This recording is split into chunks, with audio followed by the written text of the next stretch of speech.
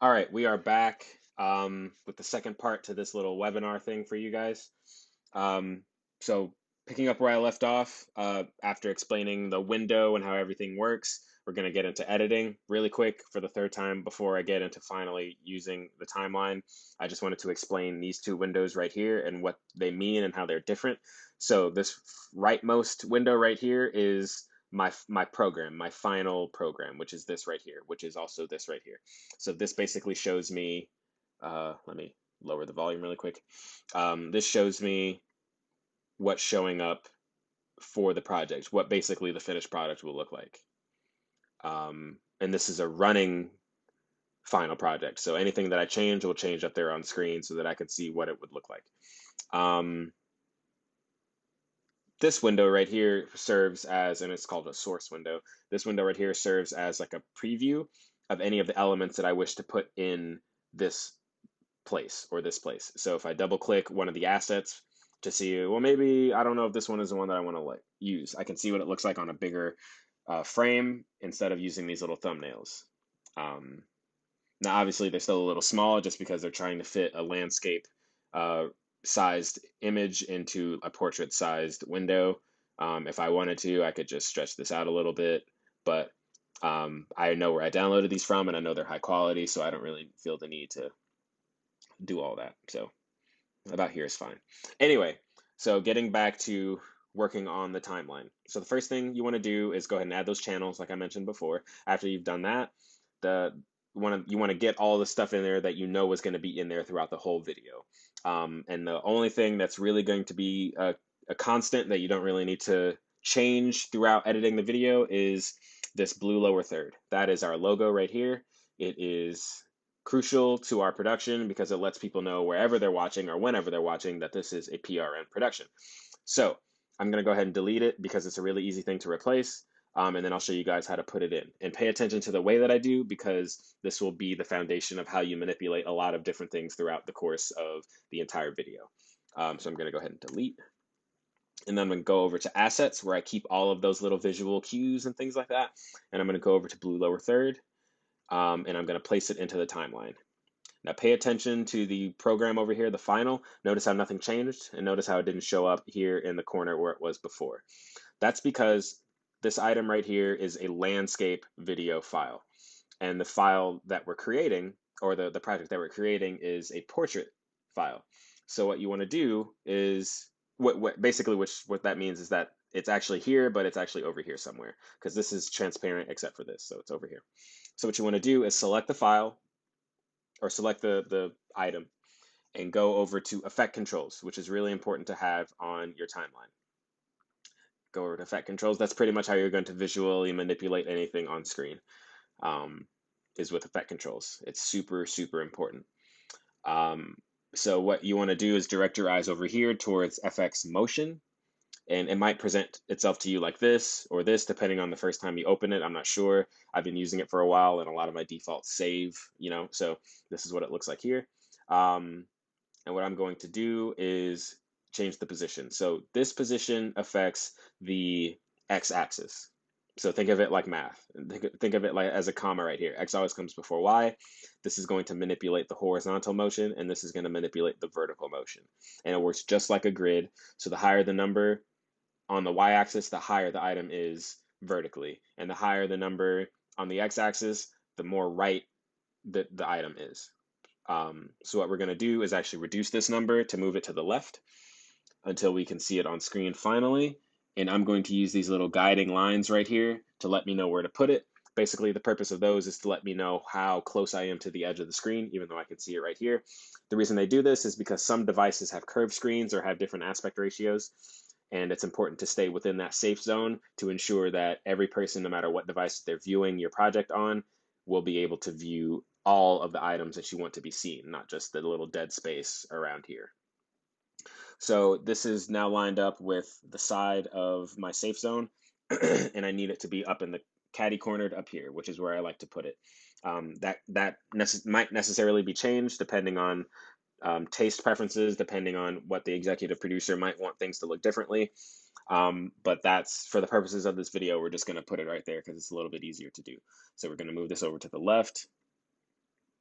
Oh, I'm sorry. I think I misspoke. So the y-axis, the lower the number is, the higher it'll be instead of the higher. I misspoke earlier. I said the opposite. So anyway, so once this is in the corner, we'll know that we're safe. I put it right about there. You can memorize these values. You can type them in if you want to. I usually just like to feel it out, and I can usually find the same place. I usually don't resize it either, just because I feel like it's a solid size for what it is. And but if you did want to, you would do that with the scale. So right here. It's moving differently like that because it scales based off of the center of the entire project. So this is the center and it's closing in around this point right here instead of around this point. You could change that. It's complicated to show you. I'll show you guys at some other time, but not today. So I'm going to bring this back to 100 so it can be just like it was before. All right, and that in a nutshell is basically how to manipulate and move items in the timeline and change their scale, so that things can look a certain way. But it's important to note that it's not going to move and it's not going to change, it's not going to grow or shrink because we didn't use keyframes, and I'll explain keyframes in a second as well. So here we have this right here. So we begin the show, it's an intro, and this is there as well. And then the next thing that's going to come in is the lower third. Now, there isn't really a whole lot that goes into the lower third besides its creation in After Effects. I'm not going to show you guys how to do that in this video, but just know that once it's saved and everything like that, you'll basically be able to throw it into your timeline just like throwing in any other image. And just super quick to show you how to throw in an image, it's pretty much the same as throwing in the lower third. You just find it, you grab it, you throw it onto the timeline, and now it's there. And then you can manipulate it with effect controls once it's selected. Scale it, change it, move it, bop it, twist it, pull it. That was a joke. Okay. Dry humor. No, it's gone though, so it's fine, but that was just an example to show you how that goes. So what I would do is I would go to Assets, find the lower third, and drag it in. So this is important to note that you see how I just dragged the same file in, and this, as you can see by the name and everything, is exactly the same file. It's not sized properly because it too is a horizontal file, or a landscape file, I'm sorry, here, which is less important because you guys already know how to resize now that I just showed you. But what isn't the important thing to note here is that how it's a different color. And it's the same color as this and roughly the same color as this.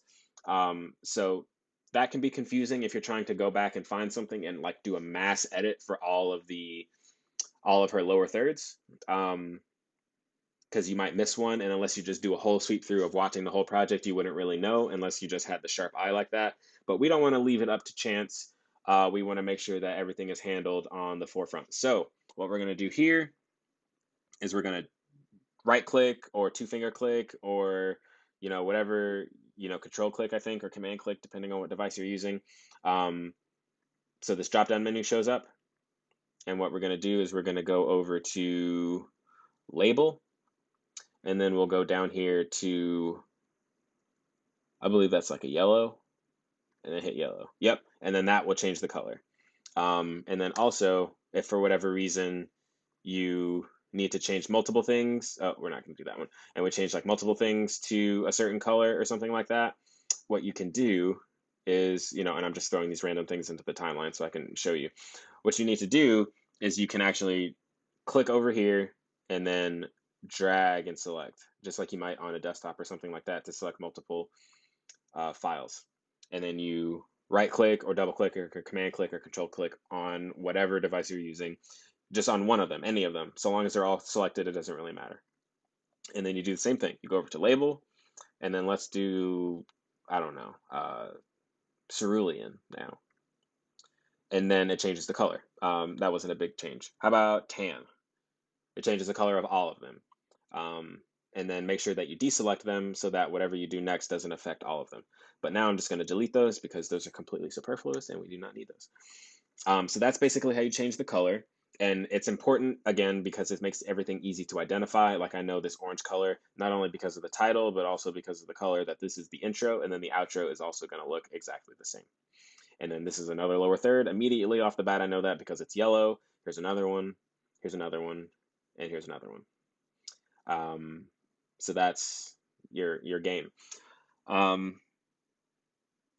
Okay, so right here on video channel 1 and audio channel 1 is where I like to keep the base, the foundation, the very bottom, the very backmost um, file or item, which in this case is the reporter's reporting. Nothing needs to be underneath it. Nothing needs to be hidden behind it. Everything is going to be on top of it. So I keep it at the very bottom of both, and I color it this little light color. Or actually, it comes this way by itself, and I just leave it that way because I'm used to it. And you'll see that all throughout the video, anything that has to do with actual video footage of my reporter reporting will, this kind of stuff, or this kind of stuff, or this kind of stuff will be this color. Um, all throughout the video, you'll also notice that all the transitions are the same, and this allows me to find out where all the transitions are and edit them accordingly. Now, this is actually an important thing to note because the transitions also come as, let's go to assets here. The transitions also come horizontally. So a lot of these assets are created or intended to be used for horizontal media, but I changed them around so that we can use them for this because I liked how they looked. So basically what I do here is, let's see, so let's throw them in a random place.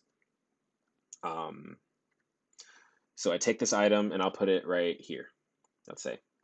And really quick, this little benchmark right here, or bookmark, I added that because that is the point where, when flipped and oriented the way that we need it to be, that's the point where everything on screen is covered, and that's the important part, so that when you throw any media under it, it doesn't overlap and it doesn't appear before it's completely covered by the transition. That's a really important, small but important little, thing to remember to do. Anyway, so first things first, we're gonna color it whatever color this is, which looks like an ocean or a blue or something like that. Caribbean maybe. No, that's green. Teal? No. Blue? No. What color is this? Is it cerulean? It is cerulean. Okay, so once it's cerulean, you can see that nothing has been done to manipulate this file at all. And that's what it looks like when it hasn't been formatted, and that's what it looks like when how it's supposed to look when it is formatted. But you see how the effects little tab right here isn't selected or yellow like all the others. That's because nothing has been done to change this besides the label, which isn't an actual change to the item itself as it pertains to movement and all that other effect stuff. So what you want to do is you want to select it, and you put the little timeline slider over it so you can see all the changes that you're making. Um, oh, I'm getting a phone call, sorry. So you put that there, and then you want to go to Effect Controls, and then, so these are really important numbers to remember. So the rotation needs to be rotated by 270 degrees. So you put 270, enter, and that will change the orientation of the item so that it is upright and ready for us to use. And then the scale also needs to be modified, obviously, because it's huge right now. So actually, if you go over to scale and you type in 50, that will put it at the perfect size that you need for it. So now when you watch it back, it'll actually follow the screen all the way across, and then bam, just like that. And that's basically what you need to do. And then notice how the effects tab right here is yellow now as opposed to gray like it was before. That means that it has been edited and changed, and now you're all set. Now, once you do this, you don't need to do it 18 million times to all the other transitions. What you can do is you just go right here. I'm sorry. Before you do that, you need to copy this, just like a regular copy and paste. Just, you can, Command C, Control C, or right click and then copy. And then once you find all the other ones, you can select them all, or you can select one if you just want to do it to one. Either way, it's easier to do them en masse, so you don't spend a whole lot of time click, click, click, click, click, click. You right click and then hit, instead of paste, which is an important distinction to mark here, because if you paste it, it's just going to paste one of these somewhere, and it's never dependable where it shows up. It just shows up in the most random places. But you want to hit paste attributes. And when you do that, it'll bring you a window here. Now, it'll check some of the obvious ones, but you want to make sure that everything is selected before you hit OK, just to avoid any accidental mistakes. So right here, you see motion is selected. Now, there's no motion that we've added, so it doesn't really matter if you select that or not, but I guess in the spirit of being accurate, let's go ahead and hit uncheck motion. Well, screw it. Let's hit it. It doesn't matter. Opacity and then time remapping, you want to click as well, although nothing really happened here. We're assuming that you would be clicking those. These only really come into play if there's something that you would like to exclude or include specifically, but if they don't exist at all, then it doesn't really matter because nothing is going to be different. What you do want to make sure is selected is the scale attribute times. That is super important. Everything else, audio attributes, these are transitions. There's no audio involved with them, so you want to make sure. Well, these won't let you because there's no audio to be associated with it. Now, under normal circumstances, you would hit OK, and it would apply all of the edits to all of these. But seeing as how they're already there because this project's already finished, I'm not going to hit OK. I'm going to hit cancel. Bam, just like that. And then also, I'm going to delete this because this is no, not this one. I'm sorry. I'm going to delete this one because this one is superfluous. It doesn't. There's nothing going on there. So, bam. Okay. One more thing, because this video is getting kind of long as well. One more thing that I want to show you guys is the blue transitions. Now, these are a little bit more complicated because they need to be edited in a very specific way. So for starters, this is what they look like before we actually get them into the video. Bam, just like that. You can see it's also formatted for landscape ratioed video files. Which is cool, but the thing that we need on screen the most is kind of small in the middle of the screen.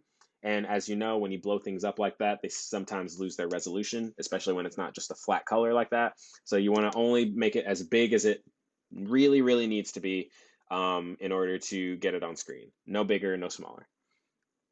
So for starters, when we throw it into the video, let's go like here, for instance, under normal circumstances, it would actually look like this. It doesn't cover the top third and the bottom third of the screen. And we kind of needed to do that for the effect to work. So what you want to do is, for starters, go ahead and label. And I think this is like a rose. Yeah.